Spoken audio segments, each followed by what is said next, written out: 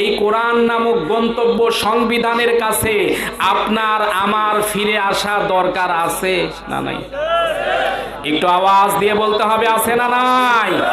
আজকেও মুসলমানের সন্তানেরা যদি খালিদ বিন ওয়ালিদের মতো, তারেক বিন জিয়াদের মতো, ওমর বিন খাত্তাবের মতো আজকেও মুসলমানের সন্তানেরা যদি বদরের প্রান্তরে ৩১৩ জন মুজাহিদ ঐক্যবদ্ধ হয়ে ইসলামের বিজয় নিশান ওড়াবার জন্য যেমন করে সিদ্ধান্ত নিয়ে ময়দানে নেমেছিল, আজকেও বাংলাদেশের পুনরায় অভ্যুত্থানের জন্য, ইসলামের বিজয়ের জন্য, ইসলামের রাজ কায়েম করার জন্য যদি আবারও ডাক আসে, আর মুসলমানের সন্তানেরা ৬৪ জেলা থেকে যদি আবার ঐক্যবদ্ধ হতে পারে, আল্লাহর কসম করে বলি, বাতিল পন্থী পালাবার জন্য ১ ইঞ্চি জায়গা পাবে না, পাবে না, পাবে না। কারা কারা রাজি আছেন? শুরুতেই দুটি হাত তুলে আল্লাহকে দেখাও মুসলমান। এতগুলো মানুষ তাও তাকবীর হবে না? আল্লাহ আল্লাহ, হাত তোলেন, হাত তোলেন। আমি একবার তাকবীর দিব, এরপর থেকে আপনারা দিবেন।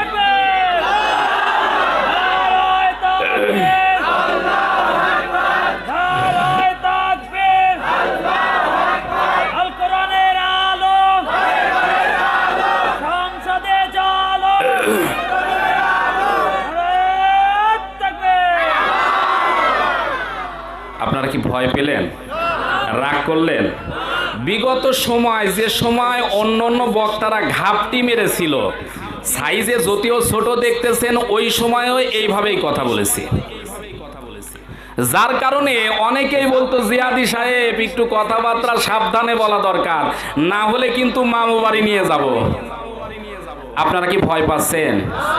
আমি ভয় পাওয়ার আগেও জিনিস ছিলাম না, এখনো জিনিস নাই। এজন্য যতক্ষণ একটু আলোচনা করব, আজকে যদিও আপনাদের লোক সংখ্যা কম মনে হচ্ছে, আসলে পারিবারিক মাহফিলগুলো তো আসা হয় কম, তারপরেও এসেছি, যেহেতু যে কায়দায় শুরু করেছি এই কায়দায় আজকের মাহফিল শেষ পর্যন্ত চালাবো। এতে কি আপনারা রাগ করবেন ভাই? বিরক্ত হবেন না তো? কারণ আমাদেরকে মুসলমান বানিয়েছেন কে? সব কিছু করার মালিক কে? একটা জিনিস মনে রাখা দরকার, এর ৩.৫ হাত বডির ভিতরে অসংখ্য নিয়ামত দিয়ে আল্লাহ পাক ধন্য করেছেন। মুসলিম হিসেবে আপনার আমার জন্মের সময় আজানের ধ্বনি শোনানো হয়েছিল, যেদিন মারা যাব ওই দিনও আপনার আমার জানাজাতে আল্লাহ নামের ধ্বনি শোনানো হবে। তার মানে জন্ম থেকে মৃত্যু পর্যন্ত প্রত্যেকটি জায়গায় মুসলমানদের আল্লাহু আকবার, লিল্লাহে তাকবীর থাকা দরকার আছে না নাই? ও মুসলমানের সন্তানেরা, এই জন্য বলি, পৃথিবীর জমিনে নাস্তিকেরা রাম বামেদের কান খাড়া করে শোনা দরকার। মুসলমানের সন্তানদের যতক্ষণ পর্যন্ত ৩.৫ হাত বডির ভিতরে রূহ আছে, এই মুসলমানদেরকে জীবন্ত ধরে যদি পানির ভিতরে দাফন করা হয়, আর ওই জায়গা থেকে মুসলমানের সন্তানেরা যদি ফিরে আসে, আল্লাহর কসম করে বলি, যতক্ষণ বেঁচে থাকবে আল্লাহ নামের ধ্বনি তুলতেই থাকবে, তুলতেই থাকবে। কারণ বাবার সন্তানের ক্ষমতা নাই মুসলমানদের জবান থেকে আল্লাহ নামের ধ্বনি ছিনিয়ে নিতে পারে। সুতরাং আর একটা বার দেখতে চাই আল্লাহ নামের ধ্বনির পক্ষে যারা থাকতে রাজি, দুটি হাত তুলে আল্লাহকে দেখাও মুসলমান। লিল্লাহে তাকবীর, নারায়ে তাকবীর। এটা ঘুরায় দেন, ঘুরায় দেন, সমস্যা হচ্ছে বলো। আচ্ছা একটু ঘুরাই দেন, একটু ঘুরাই দেন। আচ্ছা থাক থাক থাক থাক, একটু নাবায় দেন, এটা বেশি উঠে গেল। আপনারা বিরক্ত হচ্ছেন না তো ভাই? একটু শুরু করি, ভালো লাগবে ইনশাল্লাহ। শুরু করি না, সারা রাত না, যতটুকু পারা যায় একটু। আপনারা দেখি কতক্ষণ আছেন আর কি। ঠিক আছে, ঠিক আছে, ঠিক আছে। লিল্লাহে তাকবীর, নারায়ে তাকবীর।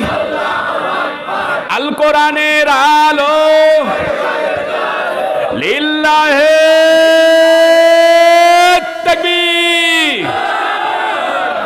কোরআনের সাথে যারা করবে দ্বন্দ্ব, তাদের সাথে কবু হবে না আপোষ। জেল জুলুম হলেও হবে, জেল জুলুম হলেও হবে, বিবেক অনেকের কাছে তবু রব নির্দোষ, মহান প্রভুর কাছে রব নির্দোষ। কোরআনের সাথে যারা করবে দ্বন্দ্ব, তাদের সাথে কবু হবে না আপোষ। লিল্লাহে তাকবীর। আসুন আলোচনার দিকে যাই। পবিত্র কোরআনে কারিমা থেকে আলোচনা করব, তবে আলোচনার সূচনা লগ্নে কয়েকটা কথা বলে নিতে চাই। যতক্ষণ পর্যন্ত আলোচনা করব চেষ্টা করব পবিত্র কোরআনে কারিমা থেকে, নির্ভরযোগ্য সূত্র থেকে, ইসলামী সাহিত্য থেকে যেগুলো কথার ভিত্তি আছে এমন কিছু কথা দলিল ভিত্তিক আলোচনা করব ইনশাআল্লাহ। কোরআনে কারিমা থেকে তেলাওয়াত করলে কত নাম্বার সূরা থেকে পড়ছি, কত নাম্বার আয়াতে কারিমা, কোন তাফসীর থেকে বলছি বলে দেওয়ার চেষ্টা করব ইনশাআল্লাহ। 3 নাম্বার কথা হচ্ছে, যতবার কোরআনে কারিমা থেকে তেলাওয়াত হবে স্বতঃস্ফূর্তভাবে একটু আমার সাথে সবাই আল্লাহু আকবার বলা লাগবে। এটা একটু পারা যাবে ভাই? হ্যাঁ, যদি পারা যায় তাহলে আজকের মাহফিলটা ইনশাআল্লাহ মনোমুগ্ধকরই হবে ইনশাআল্লাহ। আসুন আমরা শুরু করি। আউযু বিল্লাহি মিনাশ শাইতানির রাজীম। বিসমিল্লাহির রহমানির রহিম।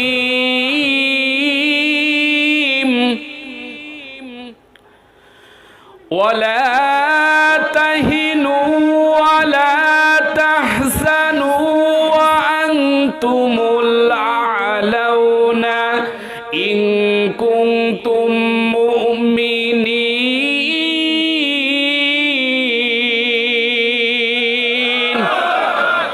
সাউন্ড বসে গেল কেমন জানি, সাউন্ডটা একটু ঠিক করেন ভাই। সূরা ইমরান 3 নাম্বার সূরা, 4 নাম্বার পারার। আমার কথা শুনতেছেন তো আপনারা? একটু মন দিয়ে শুনবেন, তাফসীর আকারে কথা বলবো ইনশাআল্লাহ। সূরা ইমরান 3 নাম্বার সূরা, এভাবে থাক। সূরা ইমরান 3 নাম্বার সূরা, 4 নাম্বার পারার 139 নাম্বার আয়াতে কারিমা। মোট আয়াত আছে 200টি, রুকু আছে 20টি। সূরাটি মাদানী সূরা। কি সূরা বললাম? মাদানী সূরা। একটা মাত্র আয়াতে কারিমা তেলাওয়াত করেছি। আল্লাহ পাক যেন হক আদায় করে কিছু কথা বলার সুযোগ দান করে এবং আপনাদেরও শোনার মতো মন মানসিকতা দান করেন। সকলেই কবুলিয়াতের জন্য আরেকবার বলি আমিন। আসুন শুরু করি।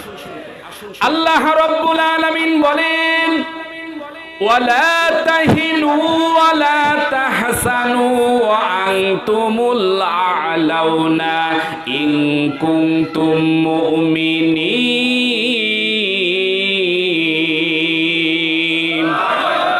আল্লাহ রাব্বুল আলামিন পবিত্র কোরআনে কারিমা সূরা ইমরান 3 নাম্বার সূরা, 4 নাম্বার পারার 139 নাম্বার আয়াতে কারিমা থেকে শোনাচ্ছি।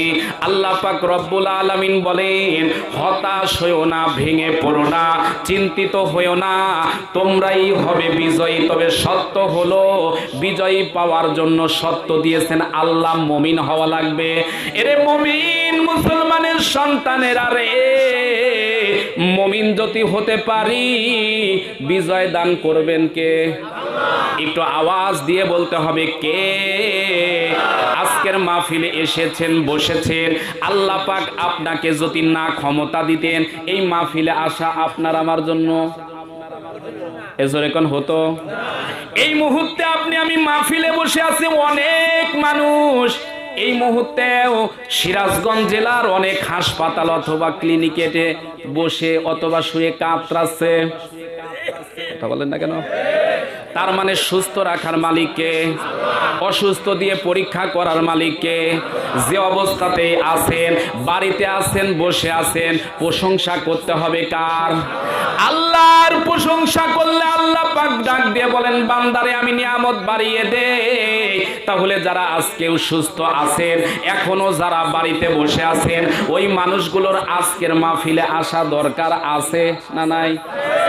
আল্লাহ রাব্বুল আলামিন বলেন, লা ইন শাকারতুম লা আযীদান্নাকুম ওয়া লা ইন কাফারতুম ইন্না আযাবি লাশাদীদ।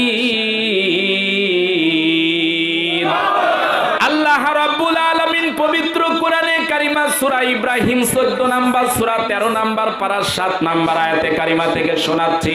আল্লাহ পাক রব্বুল আলামিন বলেন, আমি আল্লাহ তোমাদেরকে যে নিয়ামত দিয়েছি এই নিয়ামতের শুকরিয়া আদায় করো, আমি আল্লাহ তোমার জন্য নিয়ামত বাড়ায়া দিব। আর আমি আল্লাহ যা নিয়ামত দান করেছি এই নিয়ামত পাওয়ার পর যদি কুফরি করো, অস্বীকৃতি জানাও, তাহলে দুনিয়াতে লাঞ্ছিত করব, অপমানিত করব, পরকালের ময়দানে কঠিন শাস্তি দিব। তাহলে বুঝে থাকলে বলুন তো, যে অবস্থাতেই থাকি না কেন ওই আল্লাহর ইবাদত, ওই আল্লাহর প্রশংসা, নিয়ামতের শুকরিয়া আদায় করা দরকার আছে না নাই? আল্লাহ রাব্বুল আলামিন অপর জায়গায় বলেন, এই বাচ্চারা কথা না বলে, আল্লাহ রাব্বুল আলামিন অপর জায়গায় বলেন, ওয়ামা খলাকতুল জিন্না ওয়াল ইনসা ইল্লা লিয়াবুদুন। আল্লাহ রাব্বুল আলামিন পবিত্র কোরআনে কারিমা সূরা আয-যারিয়াতের 56 নাম্বার আয়াতে কারিমার ভিতরে আল্লাহ পাক রব্বুল আলামিন বলেন, আমি মানুষ এবং জিন জাতিকে কেবলমাত্র শুধুমাত্র একমাত্র আমার গোলামি করার জন্য সৃষ্টি করেছি। আপনি আমি হচ্ছে পরিচয় গোলাম। বলেন তো, যদি গোলাম হয়, মনিবের বিরুদ্ধে যাওয়া কোনো গোলামের বৈধ না অবৈধ? কিন্তু আজকে আমরা গোলাম হওয়ার পর এমন গোলাম হয়েছি, আল্লাহর সব বিধান আমাদের কাছে আজকে ভালো লাগে না। কথা বলে না কেন? যে বিধানটা আমার কাছে পছন্দ হয়, যেটা মানলে মিষ্টি খাওয়া যায়, যেটা মানলে আমাদের সুবিধা হয়, ওইগুলো আজকে আপনি আমি অনেকেই মানি, কিন্তু যেগুলো তিতা লাগে ওইগুলো মানতে চাই না। এরকম মুসলমান আমাদের সন্তান হিসেবে, মুসলিম হিসেবে আমাদের ভিতরে লোকজন এরকম আছে না নাই? আল্লাহ রাব্বুল আলামিনের কোরআন থেকে শোনাচ্ছি, একটু মন দিয়ে শুনতে হবে রে ভাই। এই পৃথিবীর জমিনে শয়তানের দলও আছে যেমন, মুমিনের দলও আছে তেমন। কিছু মানুষ আছে দেখবেন আল্লাহর গোলাম, আর কিছু মানুষ আছে দেখবেন শয়তানের গোলাম। যারা আল্লাহর কোরআন দ্বারা চলে, আল্লাহর বিধান দ্বারা চলে, এরা হচ্ছে আল্লাহর দলের লোক, আল্লাহর গোলাম, ইবাদত করতেছে আল্লাহর। আর যারা শয়তানের পথে চলে, মত মতো চলে, ওরা শয়তানের গোলাম। এরকম শয়তানপন্থী দলের লোক আছে না নাই? এজোরে কোন আছে না নাই? আরে আছে মানে অনেক বেশি। এরে মুমিন মুসলমানের সন্তানের একটু কান খাড়া করে শুনতে হবে। 6.5 লক্ষ বছর শয়তান আল্লাহর ইবাদত বন্দিগি করার পর আল্লাহ পাক যখন জান্নাত থেকে বের করে দিচ্ছে, এমন সময় শয়তান ডাক দিয়ে বলে, আল্লাহ 6.5 লক্ষ বছর আপনার ইবাদত বন্দিগি করলাম, একটা ভুলের কারণে আজকে জান্নাত থেকে বের হয়ে চলে যাওয়া লাগে। 6.5 লক্ষ বছরের কি কিছুই পাবো না? আল্লাহ পাক ডাক দিয়ে বলে, শয়তান আজকে যা চাবি তাই পাবো। শয়তান সেদিন ডাক দিয়ে বলেছিল, আল্লাহ বেশি কিছু চাই না, 3টা কাজ চাই। 1 নাম্বার চাওয়া হলো, তোমার আদম সন্তানেরা এই দুনিয়ায় কতদিন থাকবে?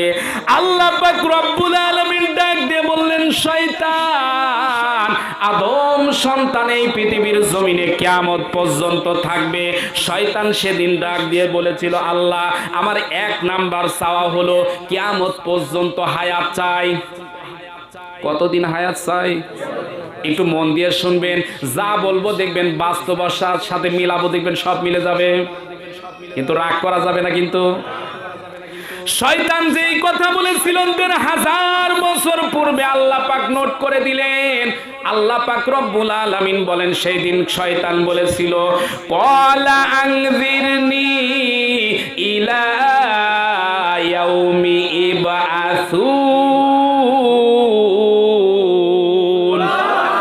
আল্লাহ রাব্বুল আলামিন বলেন, শয়তান সেদিন ডাক দিয়ে বলেছিল, সূরা আরাফ 7 নাম্বার সূরা 8 নাম্বার পারা 14 নাম্বার আয়াতে কারিমা থেকে শোনাচ্ছি। শয়তান সেদিন বলেছিল কিয়ামত পর্যন্ত হায়াত চাই। এই পৃথিবীর জমিনে আমরাও দেখেছি যারা শয়তানের নাতি আর পুতি, যারা শয়তানকে আদর্শ মেনেছিল, এমন কিছু মানুষকে দেখেছি যারাও টার্গেট নিয়েছিল ওরে 41 সাল পর্যন্ত ক্ষমতা চেয়ার আমার। এ কথা কন না কেন আপনারা? আমি তো বলেছি আগে যে কোরআন হাদিস থেকে বলবো, মিললে কিছু করা যাবে না। আরে বিগত সময় কাউকে ভয় পাইনি, এখন ভয় করার টাইম আছে? রাগ করতেছেন মনে হয়, বিরক্ত হচ্ছেন না তো ভাই? আমি আগেই বলেছি যে কায়দায় শুরু করেছি এই কায়দায় একটু চলবে। বিরক্ত হলে বলবেন, মোনাজাত দিয়ে দেব, সমস্যা নেই। ক্ষমতার মালিক কে? ইজ্জত দেওয়ার মালিক কে? আরে ওদের জানার ভুল আছে, এই রকম চেয়ারের কথা বলি নাই, কিন্তু ক্ষমতার মালিক কে? ক্ষমতার আসনে ফেরাউন, নমরুদ, হামান, কারুন, সাদ্দাতও ছিল, কিন্তু ওই চেয়ারে থাকার পর সাদ্দাত, কারুন, হামান, আবু জেহেল পর্যন্ত লাঞ্ছিত হয়েছে। তার মানে ভেলায় উঠে, নৌকায় উঠে কোনো মানুষ লাফালাফি বেশি করে, ওই চেয়ার যেমন করে ধুস করে পড়ে যায়। ক্ষমতার আসনে বসে যারা আল্লাহকে ভুলে যায়, ওই মানুষগুলোর ক্ষমতার চেয়ার কোনোদিনই স্থায়ী হয় না। একটা জিনিস মনে রাখা দরকার, ও মুসলমানের সন্তানেরা, মুসলমানদের ইতিহাস, রক্ত দেওয়ার ইতিহাস, মুসলমানদের ইতিহাস, শহীদ হওয়ার ইতিহাস, মুসলমানদের ইতিহাস, কাফনের কাপড় পরার ইতিহাস। মুসলমানের সন্তানেরা যেমন বদরে, ওহুদে কাফনের কাপড় পরেছে, প্রয়োজনে ইসলামের জন্য আবারও জীবন দেওয়া হবে, কিন্তু 1 ইঞ্চি মাটি বাতিলের কাছে ছেড়ে দেওয়া হবে না, হবে না, হবে না। কারা কারা রাজি আছে মুসলমান? হাত তুলে আল্লাহকে দেখাও।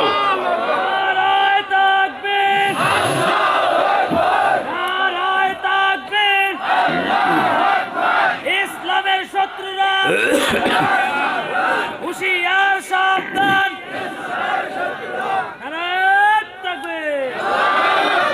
এরে মুমিন মুসলমানের সন্তানেরা, একটু মন দিয়ে শুনতে হবে। শয়তান বলেছিল 1 নাম্বার চাওয়া কিয়ামত পর্যন্ত হায়াত চাই, মনে আছে তো ভাই? 2 নাম্বার শয়তান সেদিন বলেছিল, আল্লাহ আপনার বান্দারা ভালো ভালো কাজের দিকে যাইতে চাইবে, কিন্তু আমি যাইতে দিব না। আজকে যে আব্দুল জাব্বার মন্ডলের বাড়িতে মাহফিল হচ্ছে, এই কাজটা কি ভালো না খারাপ? একটু আওয়াজ দিয়ে বলতে হবে, ভালো না খারাপ? কিন্তু সবাই কি আসতে পারছে? এখনো দেখবেন অনেক মানুষ স্টার জলসা, স্টার প্লাস আর জি বাংলা নিয়ে ঘরের ভিতরে বসে আছে, কথা বলেন না কেন? আবার অনেকেই দেখবেন চায়ের আসরে বসে মজা মারতেছে, তার মানে ওই মানুষগুলো আজকের মাহফিলেও আসতে পারে নাই। শয়তান সেদিন বলেছিল, আল্লাহ আপনার বান্দারা তাফসিরুল কোরআন মাহফিলের দিকে যাইতে চাইবে, কিন্তু আমি তাদেরকে ভুল বোঝাবো, ওই জায়গা যাইও না, ওখানে রাজনীতি হবে, ওখানে যাওয়ার দরকার নাই। তার মানে শয়তান সেদিন যেমন কথা বলেছিল, আজকে ওই শয়তানের দোসরেরা আছে না নাই?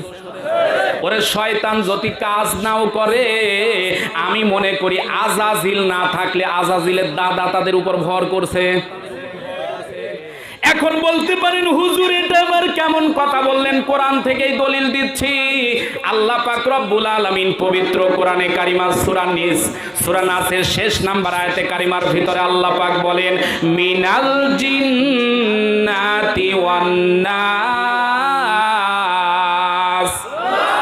আল্লাহ রাব্বুল আলামিন বলেন, এই পৃথিবীর জমিনে 2 প্রকারের শয়তান আছে, এক হলো মানুষ শয়তান আর এক হলো জিন শয়তান।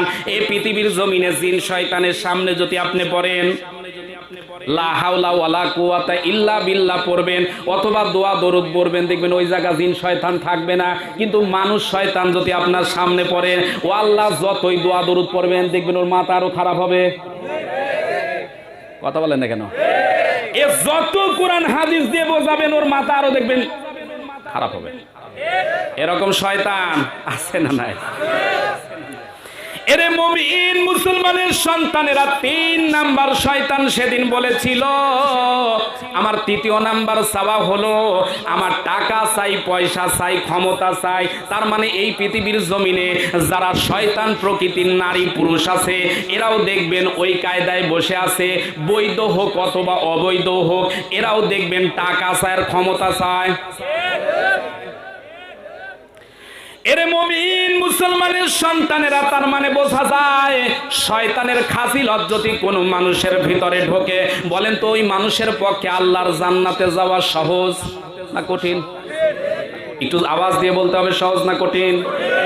এরে মুমিন মুসলমানের সন্তানেরা, এই পৃথিবীর জমিনে যত মানুষ আছে আর যত মানুষ কিয়ামত পর্যন্ত আসবে, আল্লাহর নবীর চাইতে ভালো মানুষ আর হয়?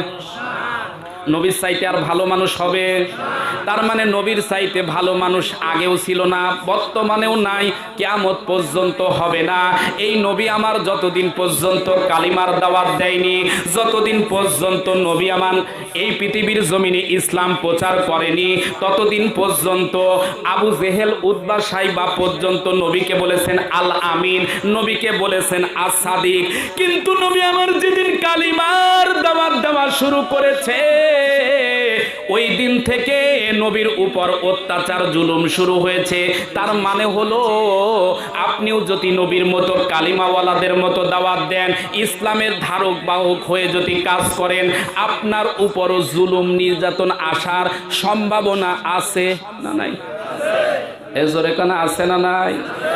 আল্লাহ নবী কোরআনের দাওয়াত দেওয়ার কারণে ডাইরেক্ট ইনডাইরেক্ট 82 বার টার্গেটের শিকার হওয়া লাগছে। আজকেও যদি আপনি ওই কায়দায় ইসলামের